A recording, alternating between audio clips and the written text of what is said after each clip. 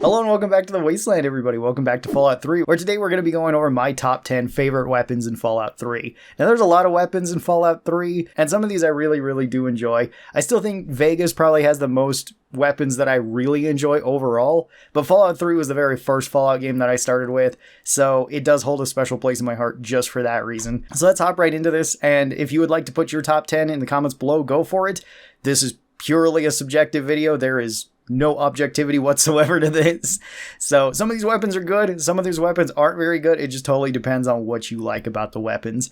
And first up at our number 10 spot, we have one of my favorite weapons in Fallout 3. We have the rocket launcher. The rocket launcher is such a fun weapon. This is a big gun that you can put together. You need to get a schematic. There's actually, I believe, 4 of these schematics throughout the game. There's actually one right at the very start in Vault 101. However, you can't actually get it because it would require you to have more lockpicking than you can actually have in the vault, unless, of course, you were to cheat in that amount of lockpicking. But you can get this in the first town you go to as well, Megaton. So you can buy this from Moira, which is pretty awesome. This is a big gun. It could be potentially the first big gun that you actually get or really get to use in Fallout 3. And you can just load all sorts of junk into this and fire it out. And that's the thing that I really love about this. It makes it so many of the miscellaneous items that would be worth basically nothing and wouldn't be worth picking up actually have some sort of value in the game now, because there are a couple miscellaneous items that are worth something, like pre-war money, where that's just straight up cash. You could also use it as ammo in this, and that's one of the few things that you could load into this that doesn't actually have any weight, so that's pretty nice. Just being able to pick up junk and use it as a weapon is a really cool idea, and I believe Fallout 3 was the first Fallout that actually allowed you to do this, because there isn't anything quite like this in Fallout 1 or 2, nor is it in Tactics. So Fallout 3 has this, and then we also seen it later appear in Fallout 4 with the junk jet, pretty much being the same weapon that you could load various junk into and just fling it at the enemy. So rocket launcher, 2 thumbs up, absolutely love this weapon. Is it a strong weapon? Yes, at the very start of the game. Is it a good weapon towards the later part of the game? Not really. It's probably going to weigh you down and be just inconvenient. There's better big guns, but I mean, for the early and mid game, if you're going to the big guns exclusive build, this weapon is probably going to be your go-to. Coming in at number 9, we have the auto axe and all of its variants. The auto axe is just a cool weapon in general. I really like things like chainsaws in games, even though a chainsaw itself wouldn't really be that practical of a weapon. You'd probably want something better than this, but the auto axe is more of like a cement saw, sort of. At least it is set up similar to a cement saw. It looks like it could rip into things a whole lot better than something like a standard chainsaw, like what you see in New Vegas. This one is just such a cool weapon. It fits the pit really well as a weapon that was made to chop up cars, made to just cut up metal so that it could be smelted back down into other usable products, whatever that might be, whether that be guns, armor, building materials. And I see no reason why this wouldn't work really well as a weapon, especially in the pit when you're using it against something like Trogs, which generally don't have any clothes or armor on, so something like a chainsaw would probably be a very devastating weapon. This would be the more extreme version of that. So auto axe looks fantastic. It's really strong as well. All versions of the auto axe are actually quite strong, even the steel saw, which is the weakest, but the 2 unique versions with the man opener and the mauler, those are some of the best melee weapons in the entire game. Coming in at number 8, we have the experimental MIRV. This one is the unique Fat Man, and this one is just super fun to use. It's very cool, but not very practical at all. So this one loads up 8 mini nukes in it, and it just flings them out.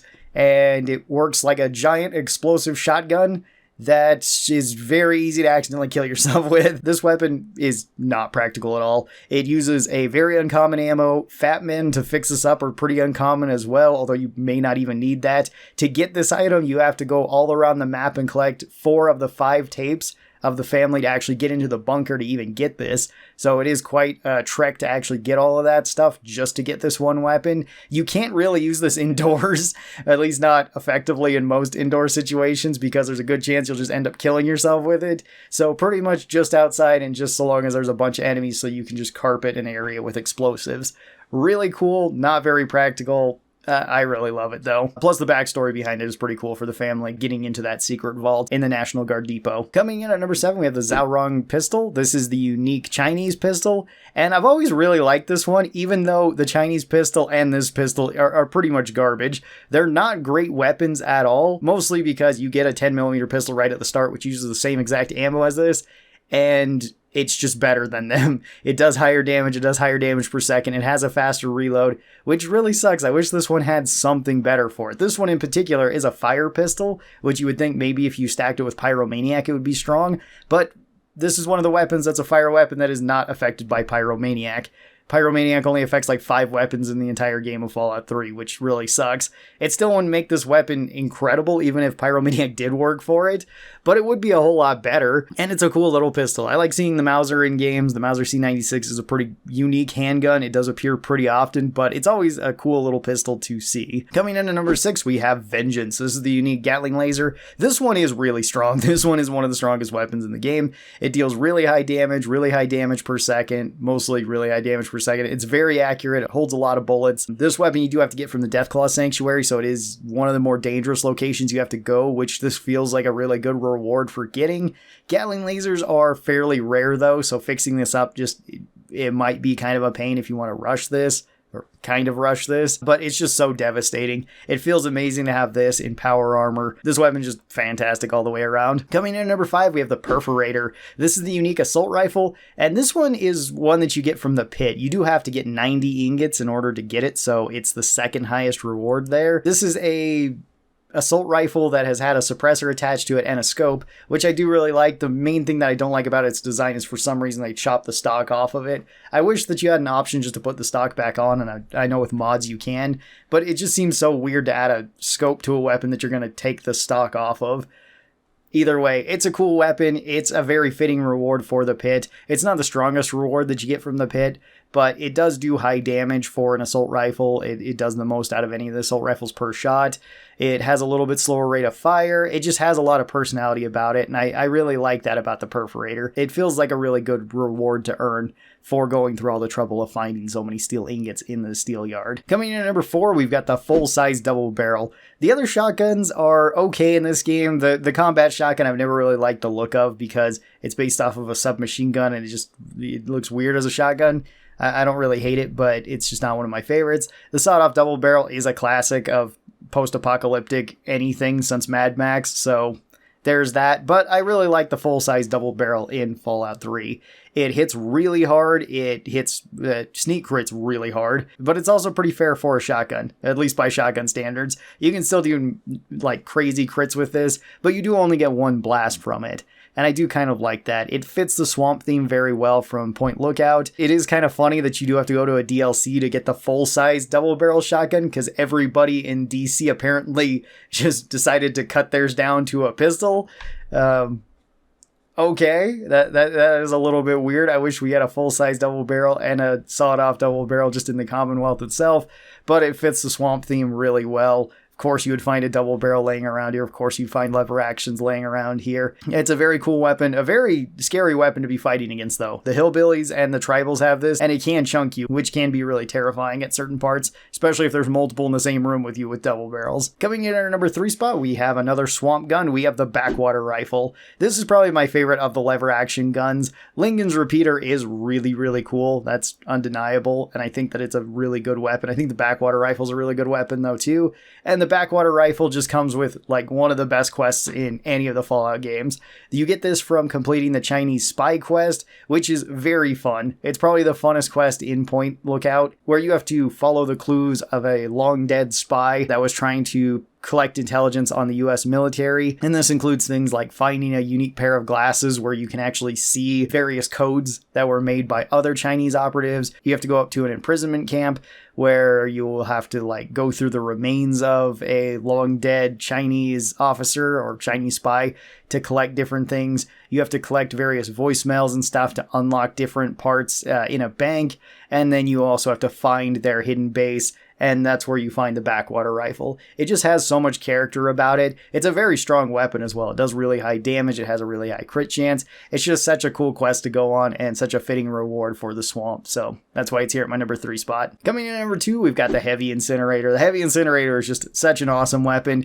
It is a completely fictional weapon, but I really like the look of it. It looks like it would fit into a post-apocalyptic or a sci-fi setting really well.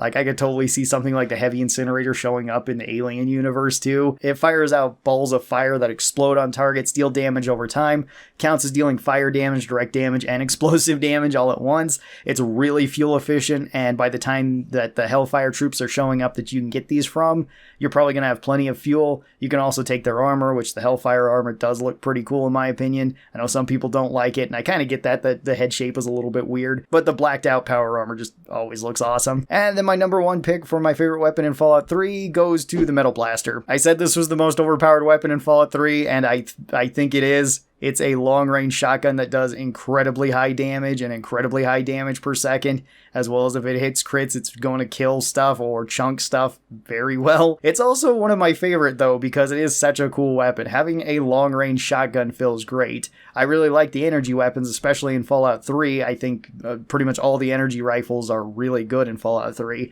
This one being the best of them. This is a reward that you get from the pit as well. You have to get 50 or 60 steel ingots in order to get this one. I don't exactly remember the amount.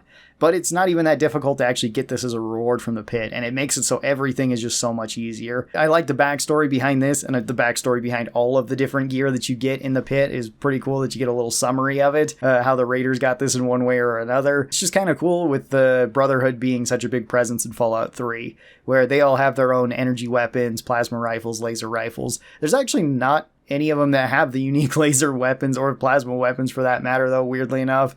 So having your own unique one, it just fits so well into this. And that'll do it for my top 10 favorite weapons in Fallout 3. These weren't always the strongest weapons. Some of them were, like Metal Blaster, but there's plenty of other ones like the unique Chinese pistol, which I just love. I love it to death. I think it's fun. Tell me your favorite weapons in Fallout 3 down in the comments below. I'd love to hear them. Thank you guys so very much for watching this. I hope that you guys enjoyed it, and I'll talk to you next time. Bye-bye, everybody.